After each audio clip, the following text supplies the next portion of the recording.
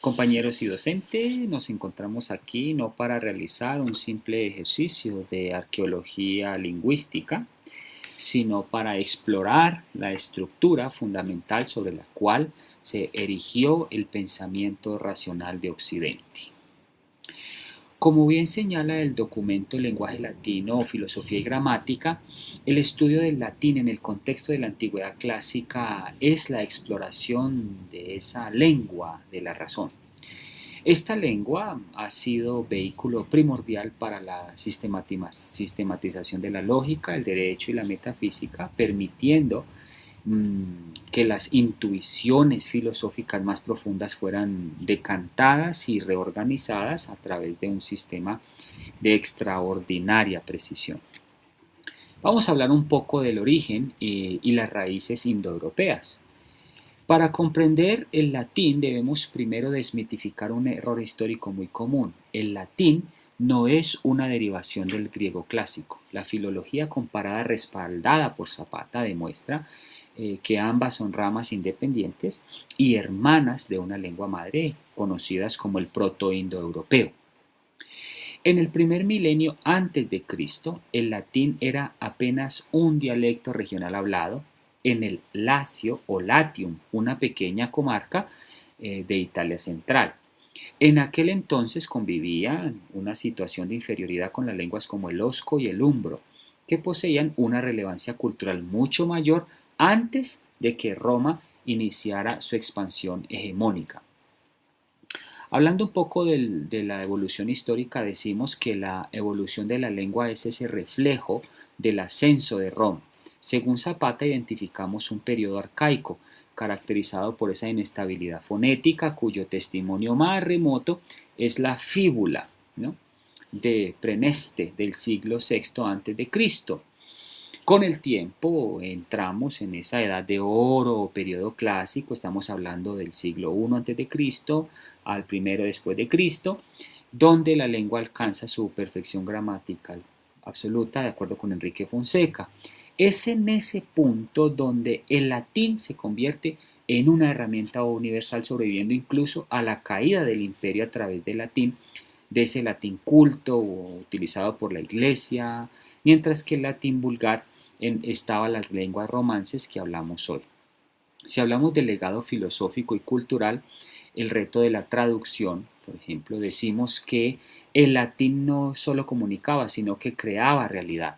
El documento que estamos abordando, lenguaje latino y filosofía y gramática, resaltan cómo autores como Lucrecio, por ejemplo, enfrentaron la gestas linguae o esa pobreza de la lengua para traducir la, la, la filosofía griega. Por ejemplo, la palabra materia originalmente significaba materia como material de construcción, pero fue adaptada para capturar ese concepto de sustrato físico. Del mismo modo, mundus, que significa limpio o elegante, fue esa palabra elegida para traducirse como cosmos en griego, vinculando así para siempre en nuestra cultura la idea de que el universo es por naturaleza un orden bello. Hablemos de las particularidades de la pronunciación adecuada. Una correcta oratoria en latín requiere distinguir unos sistemas de pronunciación, mientras que la Iglesia utiliza el sistema eclesiástico en el ámbito académico. Preferimos la pronunciatio restituta o clásica. O Oliver y Fiol coinciden en que la clave está en que la cantidad vocálica, la diferencia entre una vocal larga y una breve, pueden cambiar totalmente el significado de una palabra. Además, debemos recordar que en el latín clásico la C y la G son siempre oclusivas y fuertes, por lo que no decimos Cícero, sino Quíquero, respetando la fonética original que otorga la lengua su carácter rítmico y severo. Hablando un poco del sistema de casos y accidentes gramaticales, entramos al corazón de la lengua, su morfología reflexiva. A diferencia del español, donde el orden de las palabras determina la función, en el latín es la terminación o desinencia la que habla, ¿no?